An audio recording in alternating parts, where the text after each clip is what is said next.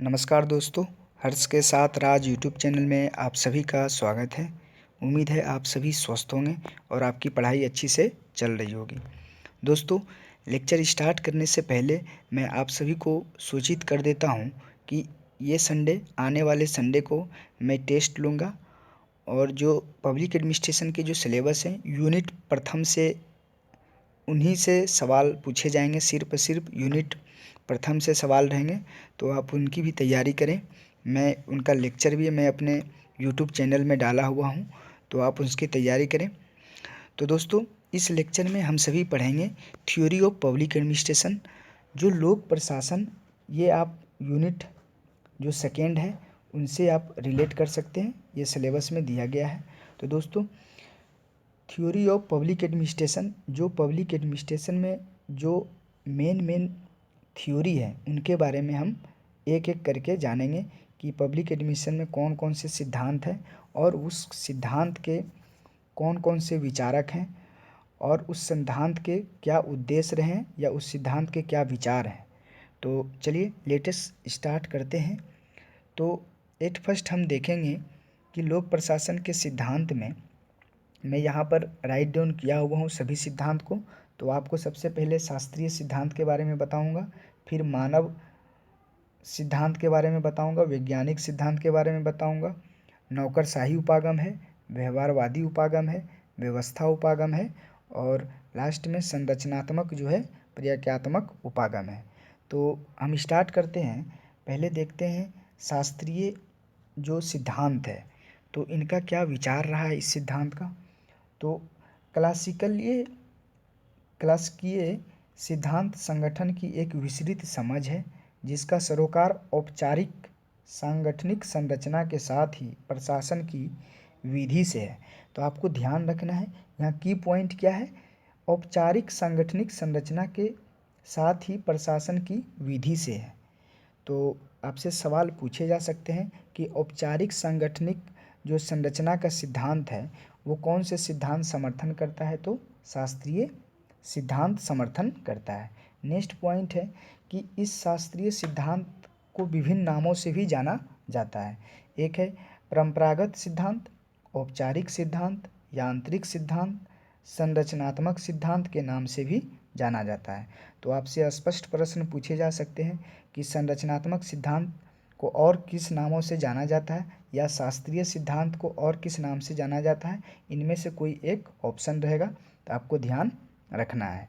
तो दोस्तों, और इनके जो प्रमुख चिंतक हैं, शास्त्रीय सिद्धांत के जो प्रमुख चिंतक हैं उनमें से फेयोल हैं, गुलिक और उर्विक हैं और मूने और रेले हैं। तो आपको ये भी ध्यान रखना है, याद रखने हैं कि शास्त्रीय सिद्धांत के प्रमुख जो विचारक हैं वो कौन है, फेयोल, गुलिक, उर्विक और मूने और रेले।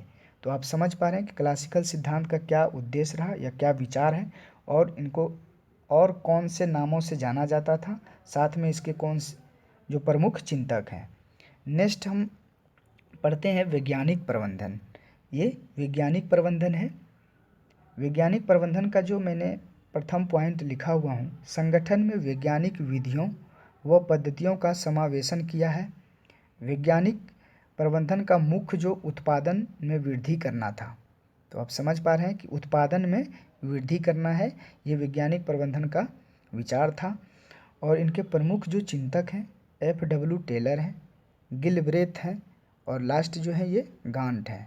तो आपको सभी प्रमुख चिंतक के नाम याद रखने हैं क्योंकि सवाल डायरेक्ट इससे आते हैं कि F.W. टेलर किन सिद्धांतों के समर्थक थे, शास्त्रीय, वैज्ञानिक, मानव संबंध। ऑप्शन इस प्रकार से रहेंगे, तो आपको ये बातें ध्यान में रखनी है। नेक्स्ट जो है कौन से उपागम का ये चर्चा करूँगा, तो ये है मानव संबंध उपागम है। इनके जो प्रथम पॉइंट है, संगठन में अनौपचारिक संबंधों की व्याख्या का और कार्मिकों को संगठन में सामाजिक मनुष्य के रूप में स्थापित किया है। तो आपको ध्यान रखना है कि यहाँ पर की पॉइंट कौन है, तो अनौपचारिक संबंधों की व्याख्या।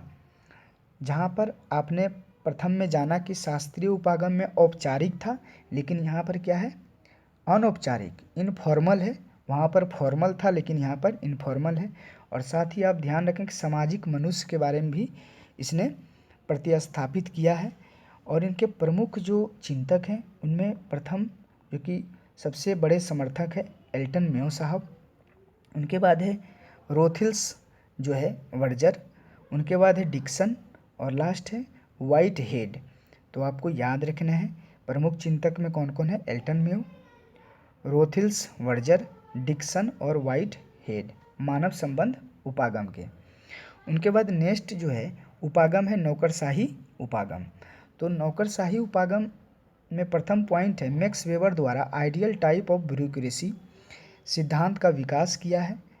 नेक्स्ट पॉइंट है कि इस सिद्धांत में वेबर ने आदर्श नौकरशाही की विभिन्न विशेषताओं का उल्लेख किया है।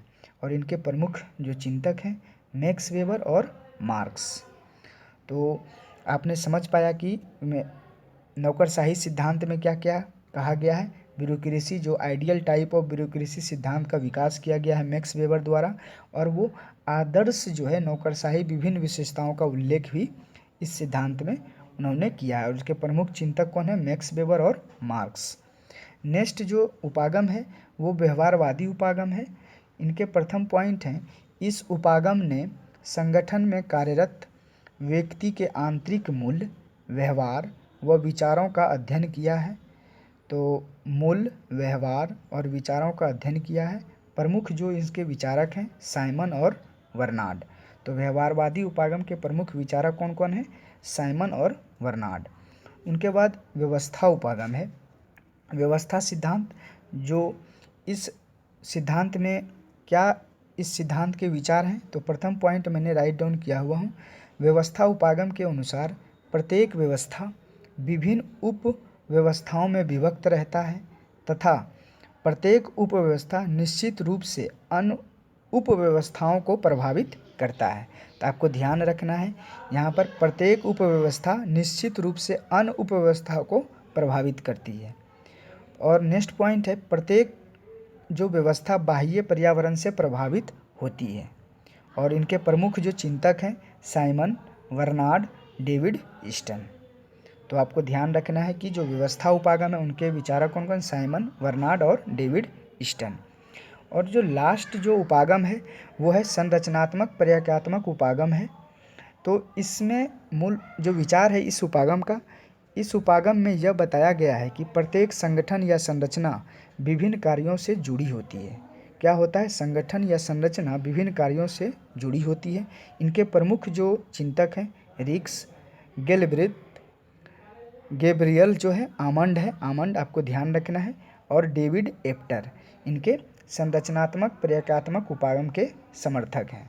तो दोस्तों इस लेक्चर में आपने जो लोक प्रशासन के प्रमुख सिद्धांत के बारे में जाना, और आपको इसी प्रकार से तैयारी करना है टू द पॉइंट जो एग्ज़ाम में पूछे जा रहे हैं। और ये आपको कहाँ से आइडिया होगा, तो आप प्रीवियस ईयर के क्वेश्चन बैंक देखें। दोस्तों मैं जितने भी वीडियो डाल रहा हूँ टू द पॉइंट आपको जानना है। अभी आपको एग्ज़ाम निकालने हैं तो उस पर फोकस्ड रहना है। तो दोस्तों और आपसे फिर से हमारी रिक्वेस्ट है कि आप टेलीग्राम ग्रुप में भी जुड़ें, साथ में टेस्ट सीरीज लगाएं, क्योंकि टेस्ट सीरीज आपकी क्षमताओं साथ में साथ आपकी जो किस सेक्शन में आपका जो कमज़ोर है, कौन सा सेक्शन वीक है, वो आपको पता चलेगा। तो मैं इस संडे को यूनिट प्रथम से प्रश्न लूँगा 20 क्वेश्चन का। तो आप उस टेस्ट सीरीज में शामिल हों और फिर आप हमें बताएं कि कितने मार्क्स आ रहे हैं। दोस्तों साथ में आपको अगर मेरी वीडियो से थोड़ा सा भी या कुछ मदद मिलती है, आपको लगता है कि मैं इस चैनल से कुछ सीख पा रहा हूं, तो आप ज़रूर लाइक, शेयर, साथ में आप सब्सक्राइब ज़रूर करें, लाइक ज़रूर करें, क्योंकि आपके लाइक से ही हमें मोटिवेट मिलता है नेक्स्ट वीडियो बनाने के लिए। तो आप स्वस्थ रहिए, घर में रहिए। थैंक यू, धन्यवाद।